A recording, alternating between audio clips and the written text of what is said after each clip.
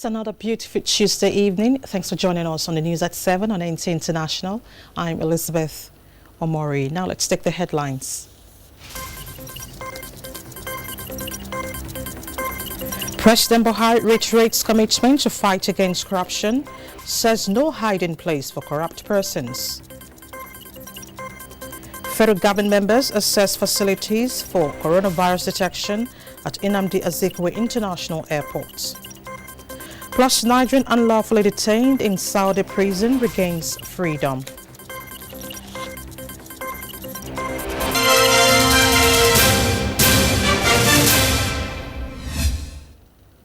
Thank you so much for joining us. Now let's begin the efforts at fighting corruption. President Muhammadu Buhari says with the reform agenda being implemented by his administration and open governance, there will be no hiding place for Nigeria's corrupt elements and indeed the proceeds of the various acts of economic sabotage. Speaking at the passing parade of detective inspectors of the Economic and Financial Crimes Commission, the president was unequivocal that Nigeria is winning the war against corruption. State House correspondent Adamu Sambo reports. 281 detective inspectors found worthy in both character and learning graduated from the one-year intensive training program on a wide range of EFCC operations. For the first time, President Muhammadu Buhari is reviewing the passing out parade for the EFCC detectives, and these officers are therefore highly honored and motivated to join the nation's anti-corruption warriors.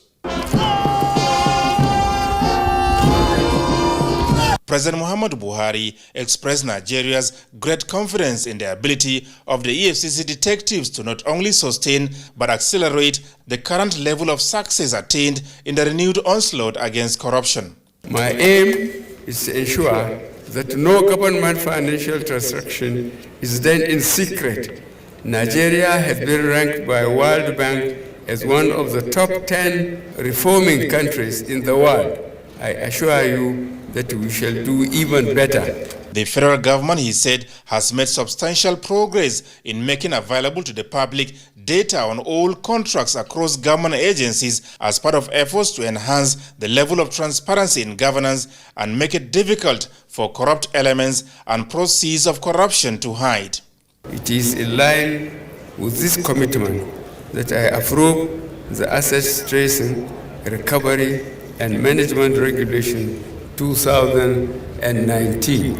I am determined that the recovered assets are effectively managed with greater impact on fiscal operations of government and social investment policies of this administration.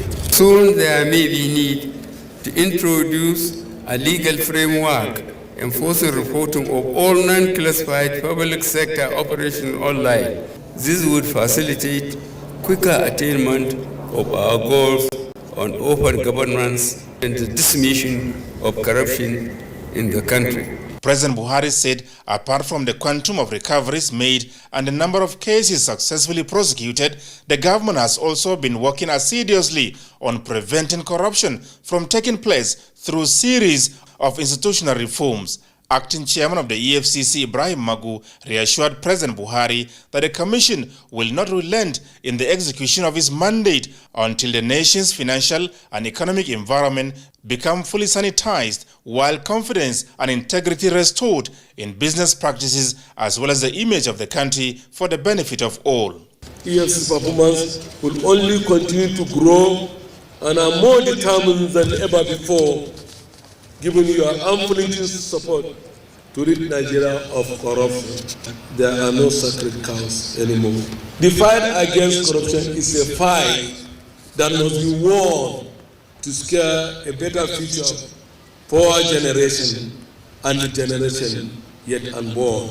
During the ceremony, fifth in its series, 5 graduating detective inspectors who distinguished themselves were rewarded with Agaku Francis Ikani carting home the Presidential Award as Best Overall Cadet. President Buhari has since returned to Abuja. Adamu Sambo, NTA News. Into legal and electoral matters, the Federal High Court in Abuja has restrained the Independent National Electoral Commission (INEC) from registering 31 political parties. The political parties were among the 74 whose registrations were withdrawn by INEC on February 6, 2020 due to their alleged poor performance in the 2019 general elections. Olabode Arewa reports. The Federal High Court in Abuja on Monday restrained the Independent National Electoral Commission from deregistering the 31 political parties on the grounds that the parties' application for a restraining order was not opposed by INEC. The 31 political parties and 2 others had filed an application on the 30th of October 2019, expressing the fear that they were going to be deregistered by INEC in violation of the law. While their suit was pending, INEC went on to deregister 74 political parties, including 31 of the 33 plaintiffs. Delivering a ruling on the plaintiffs' application, Justice Anwuli Chikere held that INEC failed to file a counter-affidavit to oppose the claims of the plaintiffs. Although INEC, through his lawyer Tanimu Inuwa SAN, claimed that the electoral umpire was not served with the processes filed by the plaintiffs, the judge noted that there was proof in the cause file that INEC had indeed been served. The judge ruled that since no counter-affidavit was filed, the facts sworn to in the affidavit in support of the application remained unchallenged, undisputed, and deemed to be true. The Attorney General of the Federation and INEC are the 2 respondents in the matter. The court has adjourned the matter till February 27, 2020 for hearing in the substantive suits. The plaintiffs in the matter are the Advanced Congress of Democrats, filing on behalf of 30 other political parties. In Abuja, Olabode, NTA News. Meanwhile, the Supreme Court has adjourned till the 2nd of March the application filed by the former governor of Imo State, Mr. Emeka of the People's Democratic Party, seeking a review of its judgment which nullified his election. The court also adjourned to the same date the application filed by the Zamfara State All Progressives Congress, also seeking a review of the decision of the court which invalidated the governorship, national and state House of Assembly elections on the grounds that the party failed to conduct legitimate primary elections in line with the Constitution. Viera Chumba has details. The former governor of Imo State, Emeka of PDP, is requesting for 7 days to regularize its processes to the application. The motion by his counsel, Gabi, SAN, was not opposed by the respondent's counsel. The 7-man panel of justices led by Chief Justice of Nigeria, Justice Ibrahim Tanko Muhammad, was set to review the applications. In a unanimous decision of the Apex Court, read by Justice Kudura Kekereku, had agreed that results from 388 polling units were unlawfully excluded from Uzodinma's results, and that if the votes were included, Uzodinma would have scored majority of the lawful votes and ought to have declared winner of that election. On Zamfara case, the APC approached the court for review of its earlier judgment, which invalidated its participation in the governorship, national and House of Assembly election, which resulted in the APC losing all its seats declared by INEC. The case was adjourned due to non-service of hearing notice on the respondents. It's simple that judgment was obtained by fraud, that the appellant in that appeal obtained the judgment by fraud. And in that application, we set out the grounds of fraud. The review they are asking for is out of this world, because the very election petition and the entire appeals on it died on the 25th of May 2019. The court itself observed that some of the parties in the matter are not aware. In other words, we are not served, so they are neither present here or represented by counsel.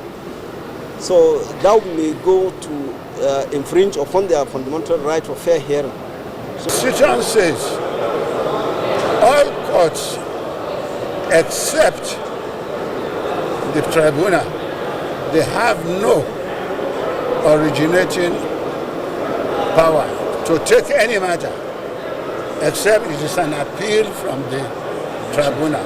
The decision of the Apex Court will be made known by 2nd of March. In Abuja, Viera Chimuba, NTA News. In other news, the national grand patron of the All Progressives Congress Aspirants Forum, Sani Zangon, Daura, says the party's ideology of becoming a political institution can only be a reality if members display acts of loyalty to the leadership of the party at all levels. This was at the forum's maiden National Executive Committee meeting in Abuja. Saliu Abdullahi reports.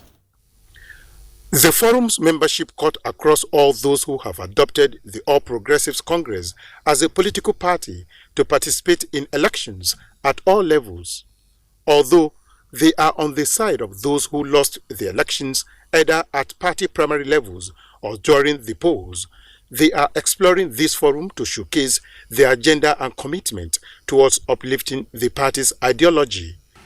You have to be, as a matter of necessity, united. United we stand. Divided we fall. Be tuned to your objectives and focused. And you must be very selfless. What we are now trying to do, like I said, is to complement the effort of our party, to make sure that this party exists and survives beyond 2023.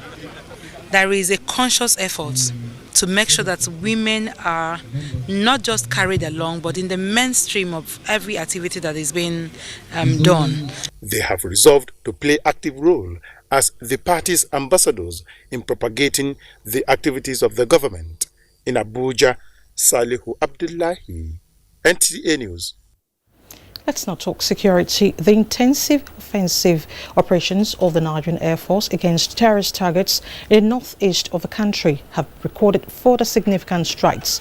A statement by the Director of Public Relations and Information, Nigerian Air Force, Air Commodore Ibikunle Daramola, says the offensive operations is carried out by Operation Rattlesnake 3, being executed by the Air Task Force of Operation Lafia Dole. He said the operations dealt another devastating blow on elements of the Islamic State of West Africa Province, ISWAP, with the destruction of a training camp on the fringes of Lake Chad in Borno State. Now, the Algerian police, Ibrahim from Zamfara State, who was unlawfully detained for 3 years in Saudi Arabia, has been released. Chairperson Nigerians in the Diaspora Commission, Dabiri Erewa, gave the Chari news at the meeting of the Standing Committee on Diaspora Matters in Nigeria. Mia Ogidi reports. Members of a standing committee, but they have to sit for a moment to check the level of progress made on the online registration of Nigerians in diaspora, skills acquisition and transfer of such skills for national development, and how to invest. Membership drawn from different government agencies and continents, but one request, centered on the validation of draft National Diaspora Policy and Action Plan. And of course to see the results of the policy in conjunction with all the other policies that we have on migration-related matters in Nigeria. With full dose of success reports and requests documented in a file, the chairperson of the Nigerians in the Diaspora Commission, Dabiri Erewa, brought a good news. Ibrahim, who has been locked in prison for 3 years in Saudi Arabia for an offense he did commit, the head of our legal department went to Saudi with 2 representatives from Zamfara with support from the Office of the Attorney General. And the good news is that this morning we've been able to get him out of prison. And on the issue of Nigerians at the ground zero location of the coronavirus in China, we have 60 students in Wuhan, and they've requested for financial support to help them buy things like face masks, medication, food. We are just on standby. Left to Mr. President, evacuation can be done now, but based on advice by the embassy, who is in touch with the students. International Organization for Migration and the European Union are giving Nigeria a full backing on the protection of Nigerians in the diaspora, Dabiri Erewa added. Mie Ogidi, NTA News. The Algerian Police Authority says all its security expertise and experience in fighting terrorism will be used to support the Niger Police Force to help it overcome the security challenges bedeviling the country. Algerian Police Chief, who doubles as the President Afropol General Assembly, Khalifa Ounisi, said this when he paid a courtesy visit to the Inspector General of Police, Mohammed Abubakar, at his office. Ilyasu Ali Yakubu tells us more. The police all over the world are in charge of internal security, and as such, the dynamics of its approach to the security challenges require a high level of professionalism. The Nigerian police has been given its personnel training and retraining from within and outside Nigeria to meet up with the challenges of internal security in the country. This courtesy visit by the Algerian police chief to the IGP provides the platform to synergize on Nigeria's security challenges in fighting terrorism and insurgency. The meeting also deliberated on the forthcoming Africa Police Conference, which will focus on the security challenges in the region. En Afrique, un peu de retard dans ce cadre-là.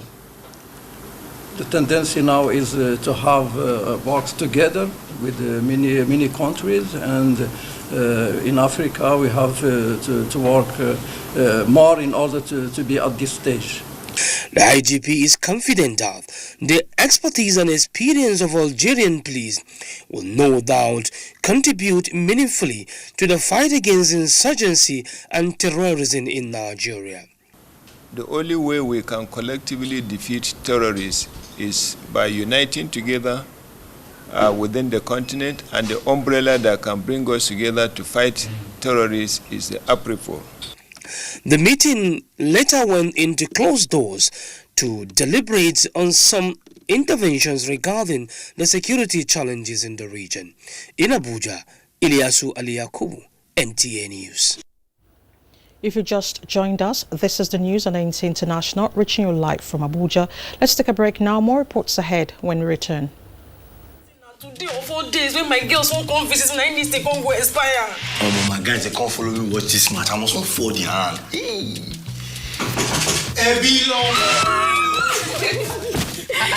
Babe, what's happening now? Sorry to disappoint you, but my subscription don't expire.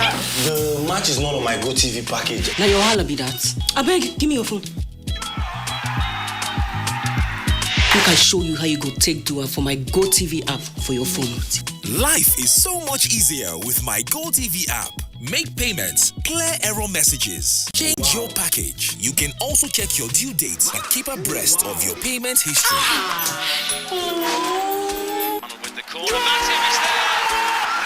The new My GoTV app is everything you need in one place. So what are you waiting for?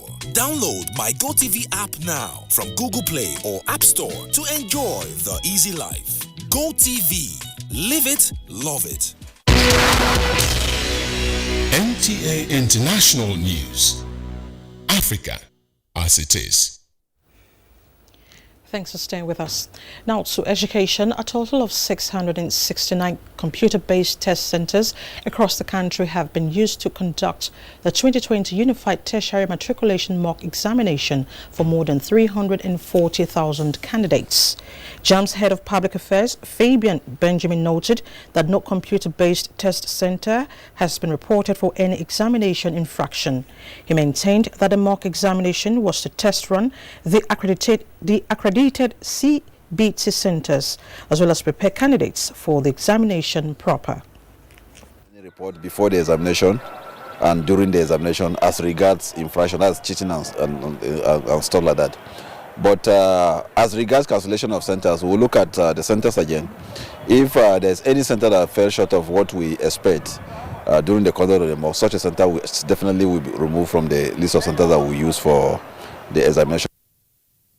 So far, 1.9 million candidates registered for the 2020 UTME, which is the highest since 1978. And from education, we now move to aviation. The federal government has reiterated its commitment in ensuring that nothing is left to chance in preventing the deadly coronavirus, codenamed COVID-19 from getting into the country. This was the submission of some cabinet members who visited the Nnamdi Azikiwe International Airport for an on-the-spot assessment of facilities put in place for early detection of the virus among passengers coming into the country at the airport. Anthony Folson reports.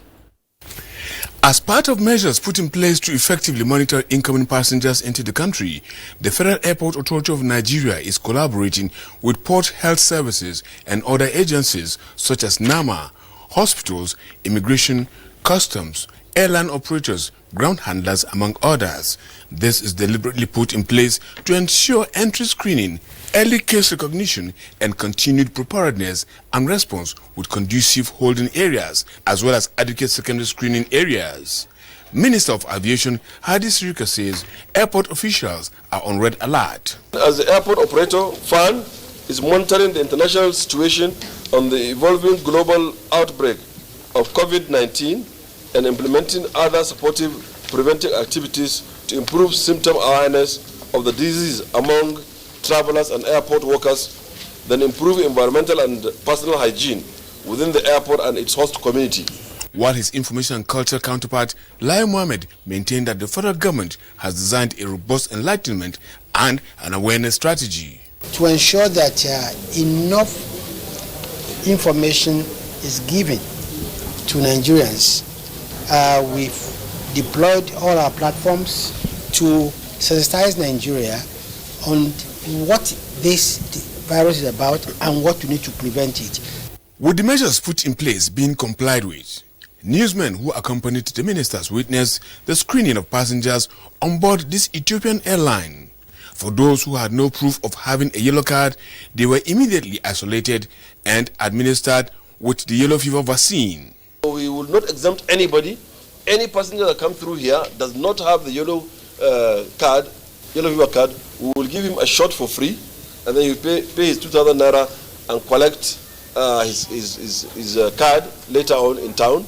The other thing is visual, that is observation. You observe the port health people on the airport. They will observe the person, just on their own. Because when somebody is ill, just by the visual observation, you can know. And somebody who is not really working well, always look, when somebody looks sick. For us in the ministry, we're saddled with the responsibility of giving protection to vulnerable citizens, as I mentioned. If people are affected, we have to come in to see how we can support them after the health workers must have done their own bit. The ministers took time to go around the arrival section of the airport to ascertain the functionality of sanitizers and other such disinfectants. In Abuja, Anthony Folson, NTA News. To other matters now, the Senate has confirmed the appointment of Captain Musa Shuaibu Nuhu as Director General of the Nigerian Civil Aviation Authority. This followed the consideration of the report of Senate's Committee on Aviation on the screening of Captain Musa Nuhu. 5 bills were passed through first reading. This include the Investment Assurance Bill and the Nigerian Arabic Language Village and Ngala Establishment Bill. The Federal College of Forestry Technology and Research, Benin Gwari Kaduna, Federal University of Health Sciences, Otokpo, Benue State, and Federal University of Medicine and Medical Sciences, Abeokuta, Ogun State, were the 3 higher institutions' establishment bills passed through second reading. And the House of Representatives has called for more seriousness on the part of regulators of the nation's aviation industry following the recent diversion of international flights scheduled for landing at the Murtala Mohammed International Airport, Lagos, to neighboring countries. To this end, the lawmakers adopted a motion to investigate allegations that the instrument landing system installed was not fully utilized at the airport, which is why such situations arise. The House also expressed concern over the economic losses and inconveniences experienced by passengers. Plenary also adopted a motion on the need to overhaul and intensify security at the National Assembly, following reports which have been credited to management that intelligence has uncovered plans by a terrorist group to carry out attack at the National Assembly. House members called for installation of CCTV cameras at the complex and proper registration and identification of persons coming into the complex. For trending stories on the global scene, Uche Ogochukwu is our guide. You're welcome. The U.S. Secretary of State Mike Pompeo arrived Ethiopia, the last point of his tour of 3 African countries. His talks with Prime Minister Abiy Ahmed focused on security concerns and Ethiopia's disputes with Egypt over the construction of a huge dam on the River Nile. He first visited Senegal, then Angola, where he praised the country's anti-corruption fight. Mr. Pompeo's visit is aimed at promoting American investments and counter China's influence on the African continent, while calming concerns over planned reduction of U.S. troops. European foreign ministers meeting in Brussels have agreed to a new naval and air mission to stop more arms from reaching warring factions in Libya. The mission targets the eastern Mediterranean, where there are reports of arms trafficking. The move came after Austria lifted its veto on sea patrols, arising from concerns that they could lead to an increase in migrants to Europe. Tunisia's President Kais Saied said he will dissolve parliament and call early elections if the new government lineup fails to win a parliamentary vote of confidence. The Prime Minister designate earlier presented his new cabinet, but the biggest bloc in parliament rejected it. He has until Friday to form another cabinet. And health officials in China have published the first details of more than 44,000 cases of COVID-19 in the biggest study since the outbreak began. Data from the Chinese Center for Disease Control and Prevention finds that more than 80% of the cases have been mild, with the sick and elderly most at risk. It also points to high risks to medical staff. Meanwhile, the director of one of the leading hospitals in Wuhan died from the virus on Tuesday. That does it from here. I am Uche Ogochukwu. And for stories in the financial sector, let's join Onenge Fineface.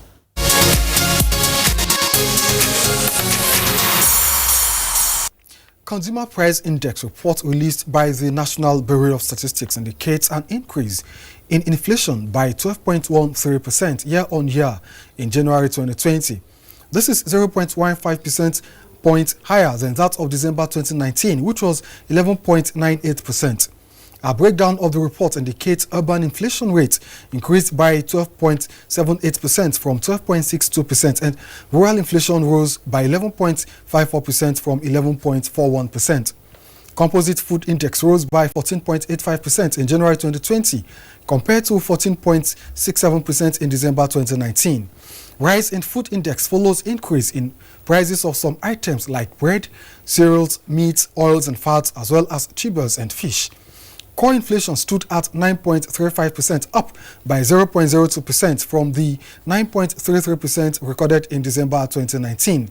Meanwhile, the International Monetary Fund (IMF) staff team consultation on Nigeria's economy report indicates that the pace of economic recovery remains slow, as declining real incomes and weak investments continue to weigh on economic activities. Inflation has risen as a result of higher food prices, while external vulnerabilities are increasing, reflecting a higher current account deficit and declining reserves. Exchange rate has remained stable owing to steady sales of foreign exchange in various windows. The report comments measures put in place by governments to boost revenue, improve budget implementation, and progress in structural reforms like the ease of doing business, power sector reforms, and strengthened governance. That's it on Business News. I'm Onengiye Fineface. Thank you, Onenge. In Business News ends the news at this hour, 90 International. Thank you so much for being a part of it. Don't forget to join us at 9 for the network news. Good evening.